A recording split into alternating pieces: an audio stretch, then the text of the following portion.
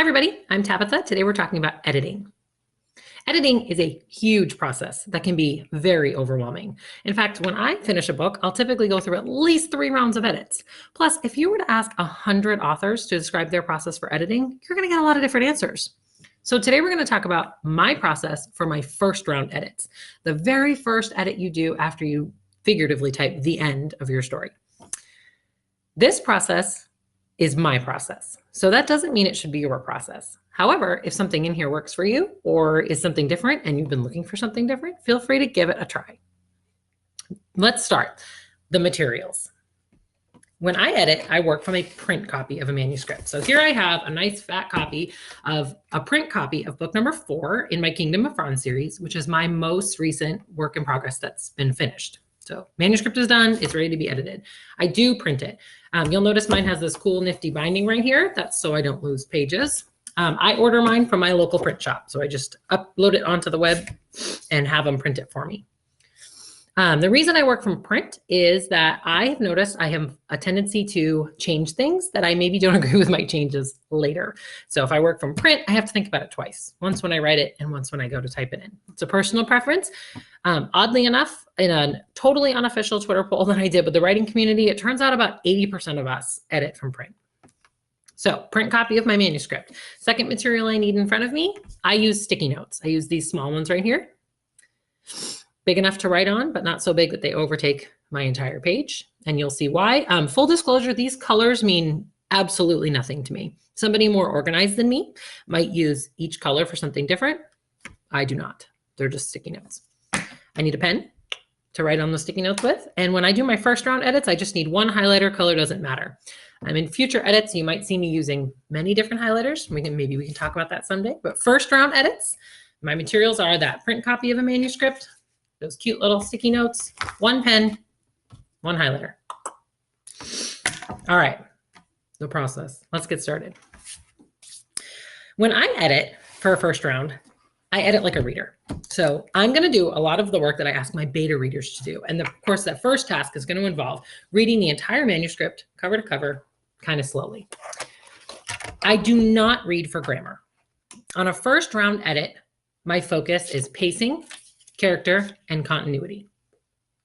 Pacing, oh, it's backwards, I'm sorry. Pacing, character, and continuity.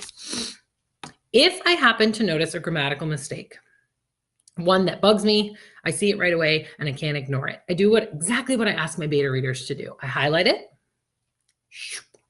then I dog ear the corner of that page so that I can find it later, and I move on. I don't go log into the computer and make the change right there.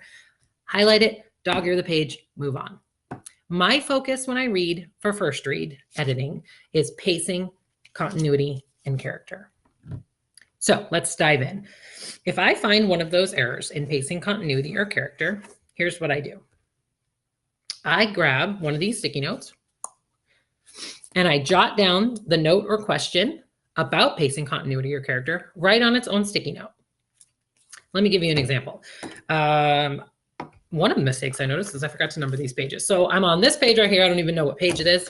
I have a whole group of people. They're having kind of a formal gathering, sort of like a formal meeting. I won't tell you who they are because spoilers for people who are only on Breaking Iselda, which is book 1. We have a king. Spoiler, I can't tell you who it is. And one of the comments he makes is, I have a linear updater looking into that. As a reader, I'm going, I'm sorry, who? You have a what now? Looking into what? I didn't know you had one of those. So the note that I wrote on my sticky note, it's going to be backwards, I think, says, who is updating for Sarchetta? Who is this person? Are they important? Do I care? I'm going to take this sticky note that has my note on there, and I'm going to stick it right there to the back of the manuscript. And then I keep going. Again, I don't stop to think about it. I don't stop to fix it right now.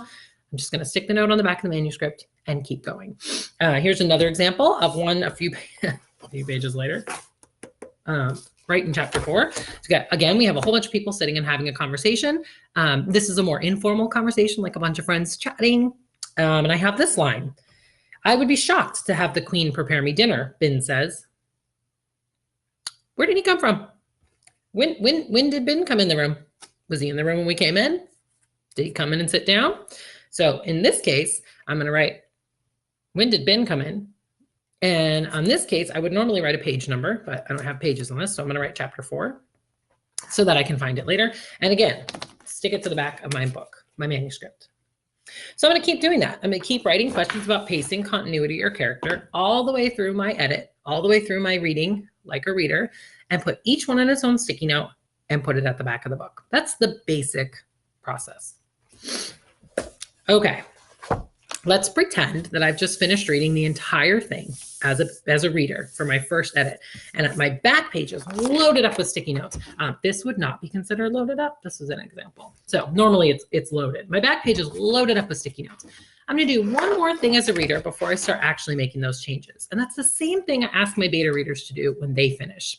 And that is jot down, one per sticky note, any questions that are still burning in your brain at the end of this book, things that you are dying to still know that never got answered that you're wondering about. I have one example. I wrote down, what happened to Marcus? Now, fans who read Breaking Iselda, you don't know who Marcus is. He doesn't come in until later in the series, but still, he's a minor character in book 4, but we need to know what happens to him at the end of the book. He can't just stop being talked about. We care enough about him that we want to know. So what happened to Marcus? I'm going to take that and attach it to that back page of my manuscript with all the rest of my questions. All right. Now the fun work begins. Now we get to take our reader hat off, put our author hat back on, and dive into fixing these. Because honestly, this manuscript is the same now as it was before I started. I haven't actually done anything except list a bunch of questions. So as the author, I'm going to go back to these questions right here. And I'm going to look at them. Are there any that I'm like, you know what, you weren't supposed to know that? That's a book 5 revelation or whatever. Those can be taken off if you really feel like they need to be taken off. Chances are, since they're your questions, they need to be addressed. So now what's going to happen is I'm going to read through it a second time. This time when I read through it, this is a faster version of reading through it. This is almost more like a skim. When I read through it this time, by the way, this is still considered first edits, even though I'm reading a second time. When I read through it the second time, I'm going to remember I still have this bad boy. I can highlight grammatical errors, dog-ear that page so I can find them again later. They might come out this time. I'm thinking like an author and may see more of them. And it's okay if you don't. What I'm really looking for is places where these questions could have been addressed in the story. So if I find a place where this question could have been answered, I'm going to take the sticky note off. And I'm going to pop it right there on the page where it sticks way, way, way out. That's the place when I go back through and type it where I'm going to have to write the chapter or add a paragraph or actually introduce Ben into the scene. Maybe I'm going to have to write a whole chapter telling you what happened with Marcus. And that's okay. But where is that chapter going to go? This is important. I don't do any of this writing yet. Put the sticky note there. Maybe if an idea is in my head and I'm thinking, oh, you know what? Here's what's going to happen to Marcus. He's going to, I don't know, run away with someone. I'm going to write my note really quick. Run away with someone, right? But I'm not going to stop to write it right now. On my first round edit, I am focused on continuity, pacing, and character. I'm looking at finding those errors and then where could they have been addressed.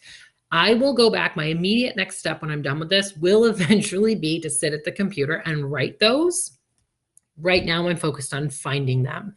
I've noticed that if I don't follow this process, I have a tendency to get hung up on changing one thing over and over and over again until I'm totally happy with it. And I never actually get to the end of the book because I'll find those mistakes too early on. This method helped me focus on the entire story as a whole and how it fits together and how to make it its absolute best. So that's it for me. That's my basic process for first round editing. I know it was a lot of information, so I hope that you find at least one little tidbit that can be helpful to you. If you have a comment, something that worked for you, or a question, something you're still wondering, drop it in the comments. I would love to come back next week and give you another shot at it. I'm planning on posting videos every Tuesday, so I will address questions that get posted next Tuesday when I come up and post this video. You guys are amazing. Thanks for being here. If I help even one person, then you know what? That's exactly the point of what I'm trying to do here. So let me know if what I said helped worked for you or not. Until then, keep plotting the path to your dreams, and I will see you next time. Bye.